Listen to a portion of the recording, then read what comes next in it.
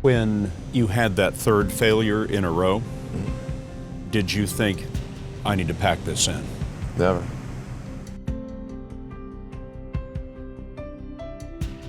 Why not? I don't ever give up. When my brother and I were starting our first company, instead of getting an apartment, we just rented a small office and we slept on the couch. And we showered at the YMCA, and we're so hot up we had just one computer. So the website was up during the day, and I was coding at night, 7 days a week, all the time. And I sort of briefly had a girlfriend in that period, and in order to be with me, she had to sleep in the office. So work hard like every waking hour. That's the thing I would say, particularly if you're starting a company. And I mean, if you do simple math, you say like, okay, if somebody else is working 50 hours and you're working 100, you'll get twice as much done in the course of a year as the other company. The most important thing is to attract great people. So either join a group that's amazing that you really respect, or if you're building a company, you've got to gather great people. I mean, all a company is a group of people that have gathered together to create a product or service. And so depending upon how talented and hardworking that group is, and the degree to which they are focused cohesively in a good direction, that will determine the success of the company. So do everything you can to gather great people if you're creating a company.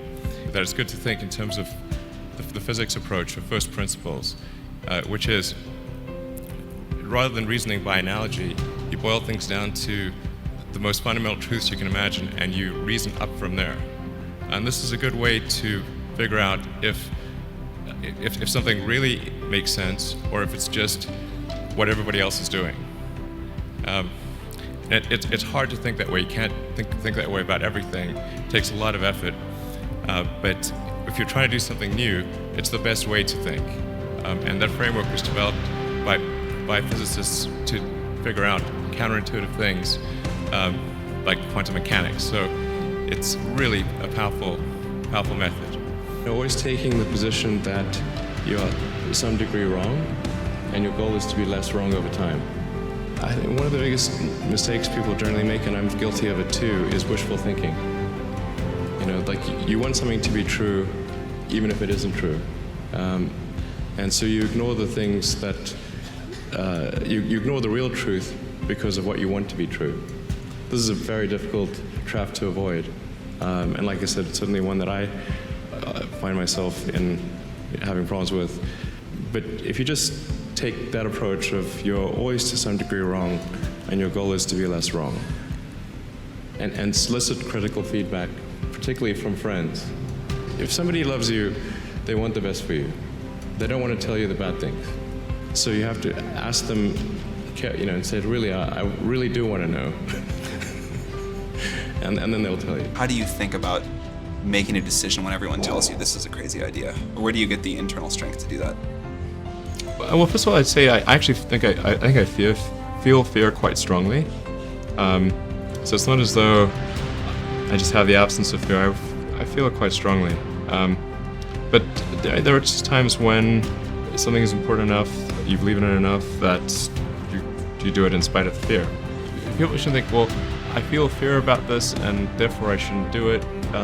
It's normal to feel fear. So you just feel it and let the importance of it drive you to do it anyway? If you just accept the probabilities, then that diminishes fear. I think failure is bad. I don't think it's good. But if something's important enough, then you do it even though the risk of failure is high. And so I think my advice, if somebody wants to start a company, is they should bear in mind that the most likely outcome is that it's not going to work. And they should reconcile themselves to that strong possibility.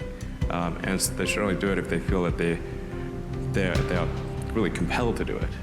Because it's the way starting a company works is like, usually at the very beginning it's kind of fun, and then it's really hellish for a number of years. You talked about chewing glass. There's a friend of mine who's a successful entrepreneur, started actually his career around the same time as I did, and he has a good phrase. His name's Willie. He said, yeah, starting a company is like eating glass and staring into the abyss. You agree with that? Generally true.